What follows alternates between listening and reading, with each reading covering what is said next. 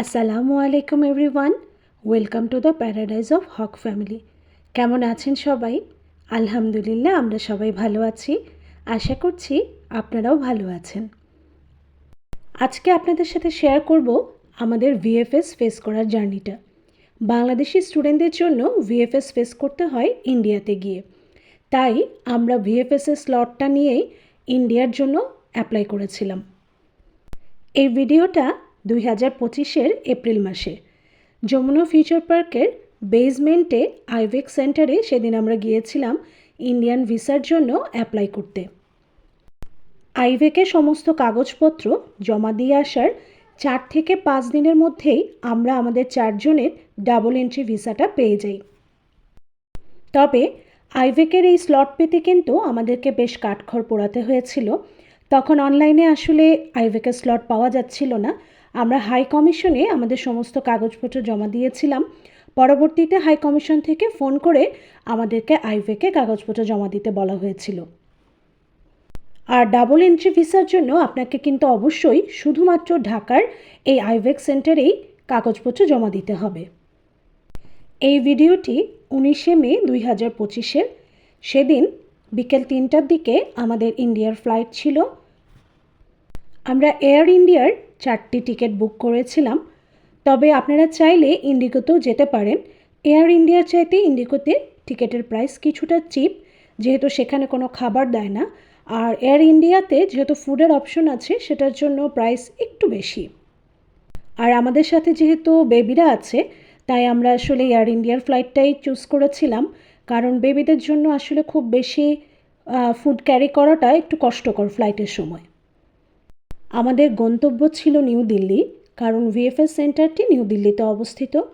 আমাদের ফ্লাইট যেহেতু 3টার দিকে ছিল, আমরা দুপুর 1টার আগেই এয়ারপোর্টে পৌঁছে যাই। এয়ারপোর্টে পৌঁছানোর পর সমস্ত চেকিং কমপ্লিট করে ব্যাগেজগুলো চেক ইনে দিয়ে আমরা চলে আসি সিটি ব্যাংকের লাউঞ্জে। এখানে এসে আমরা বাচ্চাদের নিয়ে দুপুরের লাঞ্চটা সেরে নেই। লাঞ্চ সেরে নেওয়ার পরে খুব বেশি একটা সময় আসলে আমরা পাইনি রেস্ট নেওয়ার। কিছুক্ষণ পরেই অ্যানাউন্সমেন্ট চলে আসে আমাদেরকে বোর্ডিংয়ে যাওয়ার জন্য। তো বোর্ডিং কমপ্লিট করে আমরা পৌঁছে যাই প্লেনের ভেতরে। আমাদের সিটটা মাঝামাঝি দিকে ছিল। আমাদের সাথে ছোট বেবি থাকায় আমাদেরকে একেবারে প্রথমেই এন্ট্রি করতে দেওয়া হয়। তো আমরা গিয়ে ঠিকঠাক মতো আমাদের সিটে বসে যাই। প্রায় 3 ঘন্টার মতো আমাদের ফ্লাইটটা ছিল। 6টার কাছাকাছি সময়ে আমরা ইন্দিরা গান্ধী এয়ারপোর্টে নেমে যাই। প্লেনের খাবারটা মোটামুটি ভালোই ছিল। রুটি, তার সাথে আরও কিছু ইন্ডিয়ান ফুড ছিল। টেস্ট ভালোই ছিল। আমরা ইন্দিরা গান্ধী ইন্টারন্যাশনাল এয়ারপোর্টে নেমে ইমিগ্রেশনটা কমপ্লিট করি। ইমিগ্রেশনে একটু সময় লেগেছিল বটে, একটু ওয়েট করতে হয়েছিল আমাদেরকে বেবিদেরকে নিয়ে কিউতে। যদিও আমরা বেবি থাকায় কিউতে প্রথম দিকেই ছিলাম, সেটুকু ফ্যাসিলিটিস আমাদেরকে দেওয়া হয়েছিল। তো সেক্ষেত্রে যিনি ইমিগ্রেশন অফিসার ছিলেন, উনি বেশ অনেকক্ষণ ধরে কাগজপত্র চেক করলেন। তারপর অবশেষে আমরা ইমিগ্রেশনটা কমপ্লিট করতে পারলাম। ইমিগ্রেশন ক্রস করে এয়ারপোর্টের বাইরে বের হয়ে এসে দেখি প্রচণ্ড গরম। সেই সময়টাতে দিল্লিতে খুবই গরম পড়েছিল। আর আমাদেরকে রিসিভ করতে এসেছিলেন আমাদেরই এক পরিচিত দাদা, পার্থ দাদা। তিনি আমাদেরকে খুবই হেল্প করেছেন। উনি গাড়ি নিয়ে এসেছিলেন আমাদেরকে রিসিভ করতে এবং আমাদেরকে হোটেল পর্যন্ত উনি পৌঁছে দিয়েছিলেন। আবার আমরা যেদিন ফিরে আসব সেদিনও দাদা গাড়ি নিয়ে আমাদেরকে এয়ারপোর্ট পর্যন্ত পৌঁছে দিয়েছিলেন। দাদাকে ধন্যবাদ। আমরা স্টে করেছিলাম নিউ দিল্লিরই একটা এরিয়া, যেটার নাম হচ্ছে পাহাড়গঞ্জ। এটা ভিএফএস সেন্টার থেকে খুবই কাছে। সাধারণত যারা ভিএফএস ফেস করতে যান তারা এই এলাকাটাতেই থাকেন এবং এটার কাছাকাছি একটু বাঙালি খাবারের ব্যবস্থাও আছে। তো আমাদের মূল কারণ ছিল, যেহেতু আমরা বাচ্চা নিয়ে যাচ্ছি, আমরা যেন খুব সহজেই ভিএফএস সেন্টারে পৌঁছাতে পারি, খুব বেশি জার্নি করতে না হয়। সেজন্য আমরা পাহাড়গঞ্জেরই একটা হোটেলে উঠেছিলাম, দ্য প্রাইম দিল্লি। এবং আমাদের রুমটাও বেশ নিট অ্যান্ড ক্লিন ছিল। কিং সাইজের একটি বেড এবং একটি সিঙ্গেল বেডও ছিল, যেহেতু আমরা 4 জন মানুষ। এবং এই হোটেলের খাবারও বেশ ভালো ছিল। আমরা খাবার নিয়ে আসলে খুব ভয়ে ছিলাম যে আমাদের টেস্ট বাডের সাথে দিল্লির খাবার যাবে কি না। তো আমাদের সেই চিন্তাটা আসলে করতে হয়নি পরবর্তীতে। বাচ্চারাও বেশ মজা করে খাবার খেয়েছে এবং হোটেলটাও বেশ নিট অ্যান্ড ক্লিন, খুবই সুন্দর ছিল এবং এই হোটেলটা বেশ কয়েকবার পুরস্কারও পেয়েছে। তো এই জন্যই আমাদের এটাকে আসলে সিলেক্ট করা। এবং এই পাহাড়গঞ্জে কিন্তু চিপ রেটে আরও অনেক হোটেল আছে আশেপাশে। তবে যারা ফ্যামিলি নিয়ে যাবেন আমি তাদেরকে বলবো যে আপনারা একটু খেয়াল রেখে সব কিছু খোঁজখবর নিয়ে হোটেলগুলোতে ওঠার চেষ্টা করবেন। এই হোটেলে আমাদের ফ্যামিলি রুমটির ভাড়া ছিল 4,500 রুপি পার নাইট, আর খাবার খরচ টোটালি এটার বাইরে ছিল। তো আমাদের সেদিন পৌঁছাতে প্রায় রাত 8টা বেজে গিয়েছিল। আমরা সেদিন রেস্ট নিয়ে সকালে ফ্রেশ হয়ে বের হয়েছিলাম ভিএফএস ফেস করতে। এটা সেদিন সকালের ভিডিও।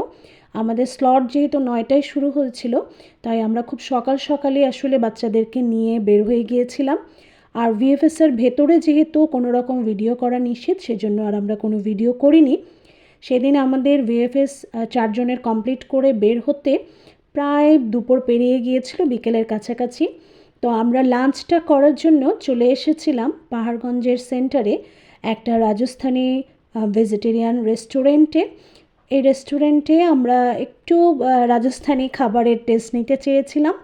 এখানে থালি ছিল, রাজস্থানি থালি, আর ওদের বেশ রাজস্থানি যে ট্রেডিশনাল গান সেগুলোও বাজছিল। বেশ এনভায়রনমেন্টটা বেশ ভালো লাগছিল আর খাবারগুলো বেশ টেস্টি ছিল। আমরা তো সবাই খুব মজা করে খাবারগুলো খেয়েছি। তারপরে আমরা সেদিন আবার একটু ঘুরতে বের হয়েছিলাম একটা ট্যাক্সি নিয়ে। আসলে আমরা পুরো এরিয়াটা একটু রাউন্ড দিতে চেয়েছিলাম। তো প্রচণ্ড গরম ছিল, তার মধ্যে বাচ্চারাও একটু অস্থির হয়ে যাচ্ছিল। এর মধ্যেই যতটুকু একটু ঘুরে দেখা যায়, এটা ছিল জামে মসজিদ, যেটা নিউ দিল্লির খুবই ফেমাস একটা বেশ বড় একটা মস্ক। তো সেই জামে মসজিদটায় আমরা একটু গিয়েছিলাম ভেতরে। অনেক বড় এরিয়া, পুরোটা আসলে ঘুরতে পারিনি, যতটুকু দেখা যায় বাচ্চাদের নিয়ে। এবং সেদিন কিন্তু প্রচণ্ড গরম ছিল, এই যে পা রাখা যাচ্ছিল না ফ্লোরে, এতটা গরম ছিল। তারপরে আমরা সেখান থেকে গিয়েছিলাম লালকেল্লা। এটাও বেশ ফেমাস একটা মানে পর্যটক প্লেস। তো সেখানে আমরা গিয়ে যেটা দেখলাম যে প্রচুর মানুষ, প্রচুর ভিড়, আর এখানকার টিকিটগুলো বেশ আমাদের কাছে মনে হয়েছে যে অতিরিক্ত টিকিটের প্রাইস। যেখানে ইন্ডিয়ানদের জন্য 20 থেকে 30 রুপি, সেখানে ফরেনারদের জন্য টিকিটের প্রাইসটা প্রায় 600 রুপি। তো আমরা মোটামুটি কিছুটা ঘুরে দেখে তারপরে ওখান থেকে চলে গিয়েছিলাম কুতুব মিনার, দিল্লি গেট, তারপরে আরও দেখেছিলাম ইন্ডিয়ার পার্লামেন্ট হাউস। এখন আমরা যেটা ভিডিওটা দেখলাম ওটা পার্লামেন্ট হাউসের ভিডিও ছিল। তো সেখান থেকে ঘুরে আমরা আবার হোটেলে ফিরে গিয়েছিলাম।